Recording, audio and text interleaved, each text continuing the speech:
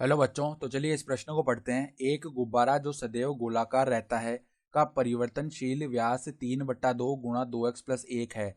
x के सापेक्ष आयतन के परिवर्तन की दर ज्ञात कीजिए। तो यहाँ पे देखो, हमें x के सापेक्ष जो आयतन के परिवर्तन की दर है वो ज्ञात करनी है। तो प्रश्न में आगे बढ़ने से पहले इस प्रश्न से संबंधित जो मुख्य अवधारणा है उसकी हम चर्चा कर लेते हैं। तो देखो, मुख्य अवधारणा हम जानते हैं कि गोले का आयतन क्या होता है। गोले का आयतन, इसको अगर हम v बोले आयतन को, तो क्या होता है 4/3 पाई r की घात 3, जहाँ पर r जो है वो गोले की त्रिज्या है। तो हमें तो देखो गोले का व्यास दिया हुआ है, तो पहले त्रिज्या निकालनी पड़ेगी। और हम जानते हैं कि त्रिज्या बराबर क्या होती है। त्रिज्या बराबर होती है व्यास बट्टे में 2। व्यास बट्टे में 2। तो देखो व्यास का मान रख लेते हैं।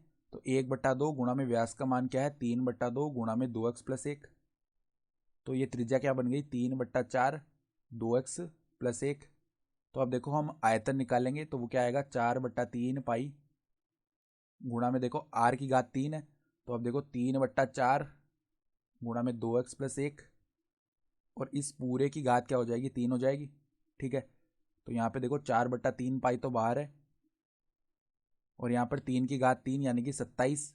ठीक है, बट्टा में 4 की घात 3 यानी कि 64, और 2x+1 की घात 3 ये बन जाएगा। तो यहाँ पे 3 जो है 27 को भाग कर देगा 9 बार, 4 जो है 64 को भाग कर देगा कितनी बार 16 बार।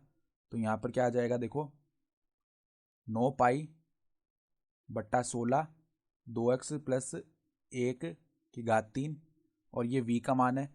तो अब हमें देखो x के सापेक्ष आयतन के परिवर्तन की दर निकालनी, यानी dv/dx का मान याद करना है। तो देखो दोनों तरफ हम x के सापेक्ष अवकलन कर लेते हैं।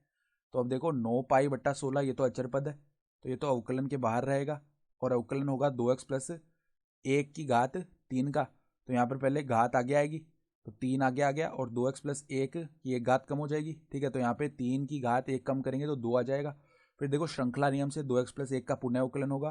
तो 2x का अवकलन किया तो 2 तो बाहर आ गया, अचर पद है, और x का अवकलन x के सापेक्ष 1 हो जाएगा, प्लस में 1 का अवकलन 0 हो जाएगा क्योंकि ये अचर पद है। तो यहाँ से देखो 2 जो है वो 16 को भाग कर देगा 8 बार।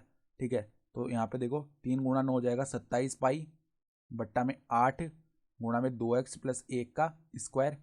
तो ये आ गई हमारे पास में अभिष्ट जो x के सापेक्ष आयतन के परिवर्तन की दर है। ठीक है, तो आशा करता हूँ कि आपको ये प्रश्न समझ में आया होगा। धन्यवाद।